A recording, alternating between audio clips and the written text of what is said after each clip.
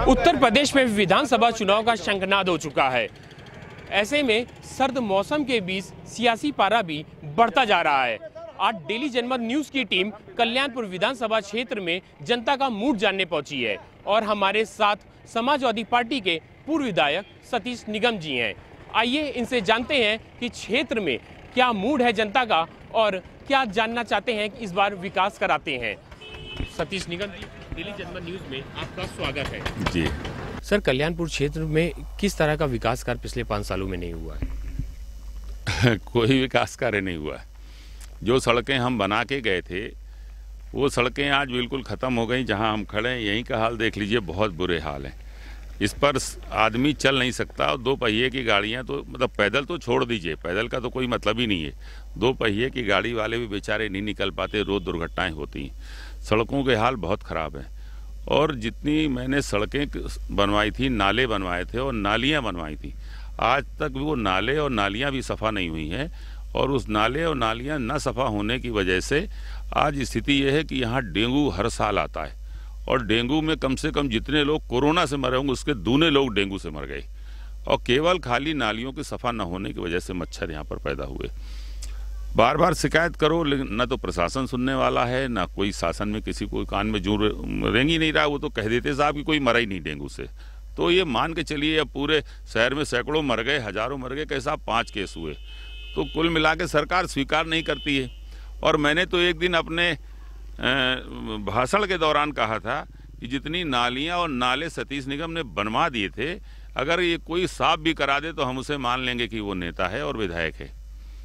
तो हालात ये हैं कि यहाँ लोग बहुत परेशान हैं गंदगी से, सीवेज प्रॉब्लम से, और सीवर नहीं है, साफ़ नहीं है, या तो है नहीं है और है तो जल भराव से परेशान है। नालियाँ सफ़ा नहीं हो रही। सड़कों का ये हाल है कि आप चल नहीं सकते इन सड़कों पर, पैदल नहीं चल सकते, 2 पहिए की गाड़ी से नहीं चल सकते। 4 पहिए की गाड़ी में तो हो सकता है कि सुरक्षित पहुँच भी जाएँ।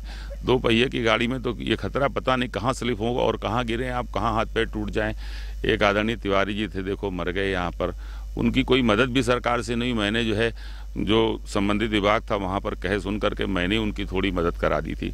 1,50,000 रुपया उनको मिल गया था मेरी वजह से, मेरे प्रयास से। तो ये हालात हैं इस क्षेत्र में। ये जनप्रतिनिधि विहीन हो गया है कल्याणपुर, जैसे जनप्रतिनिधि यहाँ है ही नहीं। तो हालात ये, यहाँ न कोई देखने वाला है न सुनने वाला है। कोई बीमार हो जाए तो इलाज की व्यवस्था नहीं है। कोई एक चिट्ठी भी लिखाना चाहे कोई लिखने वाला नहीं है। जो लोग जाते हैं उन्हें अपमानित किया जाता है ना। तो सवाल ये पैदा होता है कि आखिरकार हम जनता एमएलए क्यों चुनती है? जनता एमएलए इसलिए चुनती है क्षेत्र का इंफ्रास्ट्रक्चर ठीक हो, सड़क बने, पानी की व्यवस्था जहाँ ना हो पानी की व्यवस्था हो, लोगों को पानी आसानी से शुद्ध मिले पीने के लिए। आज जहाँ बिजली नहीं हो वहाँ बिजली पहुँचे, सैनिटेशन व्यवस्था अच्छी हो, साफ़ सफाई अच्छी हो। न सफाई है, न पानी है, न बिजली है, न सड़क है। अजब हालात हैं। आपको यहाँ तक बताएं, जब मैं विधायक नहीं था तो मेरे विधायक होने के बाद मुझे पता लगा, यहीं पर जहाँ आप खड़े हैं यहीं बगल में एक गांव है कपली और ये थोड़ा दूर एक गांव है नारामऊ। इन 2 गांवों को हाइडिल से जोड़े थे ये लोग। तो इन दोनों गांव में बिजली एक हफ्ते में दिन में आती थी, एक हफ्ते में रात में आती थी। वो भी पूरी रात नहीं आती थी और पूरा दिन नहीं आई, 4-6 घंटे आई और बिजली चली गई। तो आप अंदाज़ा लगा लीजिए कि लोग कैसे रहते थे। फिर मैंने उन दोनों गाँवों को केस्को से जुड़वाया, उन दोनों गांव को मैंने केस्को से जुड़वाया, तब उनको 24 घंटे आज बिजली मिल रही है। इसी विधानसभा क्षेत्र में जिसकी आदरणीय पूर्व मंत्री नगर विकास मंत्री रही हैं, 2 गांव हैं धनौपुरवा और अचाकपुर। एक दिन संयोग की बात है कि मैं वहां से निकला तो अंधेरा था, तो मैंने पूछा, मैंने कहा ऐसे रुके तो मैंने पूछा, मैंने कहा यार तुम्हारे गाँव में क्या बत्ती नहीं आ रही? तो वहाँ गाँव के लोगों ने बताया कि बत्ती आ नहीं रही साहब, यहाँ तो बत्ती है ही नहीं।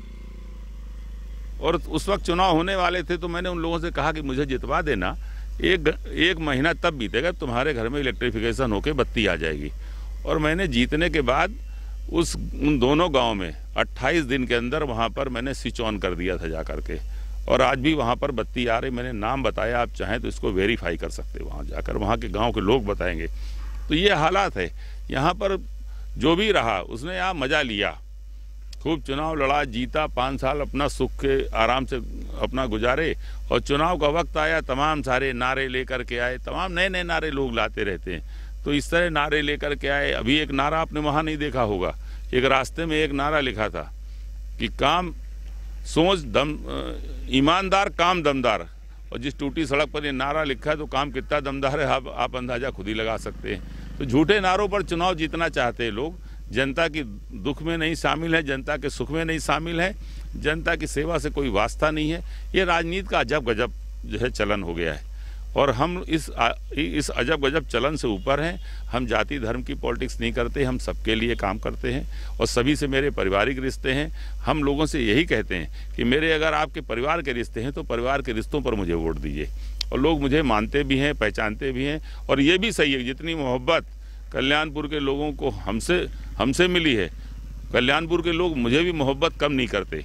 मैं जीता था तब मुझे करीब 45,000 वोट मिले थे, मैं हारा लगभग 65,000 वोट मुझे मिले। तो ये मान के चलिए कि लोगों की मोहब्बत मेरे साथ है और इस बार हमारी मोहब्बत परवान चढ़ेगी और हम विधायक बनेंगे। सर, अगर आप विधायक बनते हैं, पार्टी आपको टिकट देती है, तो आपकी प्रमुखता क्या रहेगी कल्याणपुर के लिए?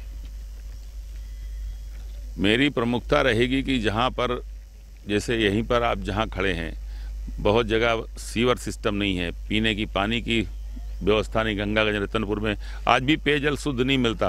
गंगागंज में तो पीने के पानी का त्राहिमाम है, वहाँ पर तो लोगों ने समर्सिबल अपने लगवाए, उस पर भी नगर निगम का नोटिस आ गया कि आपने बाहर लगवाया। BWS का मकान है, बेचारा अंदर कहाँ लगवा लेगा, कहीं जगह नहीं उसके पास, और एक एक बूंद पानी के लिए लोग परेशान हैं। तो अब की जीतेंगे तो मेरी सर्वोच्च प्राथमिकता रहेगी कि सीवर और पीने की पानी की व्यवस्था करावें लोगों को जहाँ भी नहीं है। जो सोसाइटी का क्षेत्र है हमारे यहाँ, जैसे आपका कल्याणपुर कला, खुर्द, मिर्जापुर, 12 सुरोही, मकड़ी खेड़ा और अशोक नगर, कश्यप नगर और ये आपका ख्योरा, जेवरा, यहाँ पर कहीं भी सीवर सिस्टम नहीं है। तो इन सारे के सारे क्षेत्रों में यहाँ पर सीवर सिस्टम भी डलाने का काम करेंगे, ताकि सीवर अगर पड़ जाए तो लोगों को राहत मिले। और ये हमारी प्राथमिकता रहेगी। इसके अलावा जो गवर्नमेंट PG कॉलेज लाना है अपनी बेटियों के लिए, ये हमारा सपना है। और साथ ही साथ कानपुर में PGI लाना है, क्योंकि लोगों को संजय गांधी हॉस्पिटल जाना पड़ता है लखनऊ, वहाँ पर आदमी एडमिट नहीं हो पाता, केवल खाली उससे टोकन मिल जाता है, नंबर मिल जाता है कि रजिस्ट्रेशन हो गया और जब आपको फ़ोन करें तो आना। लेकिन पता लगा कि उसका नंबर नहीं आया और आदमी जो है नंबर नहीं आया और आदमी दुनिया से चला गया।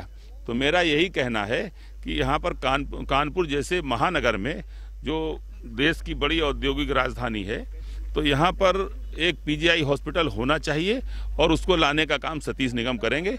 ये हमारी नैतिक जिम्मेदारी भी है और इसे हम करना चाहते हैं, मेरी दिली इच्छा भी है इसके लिए।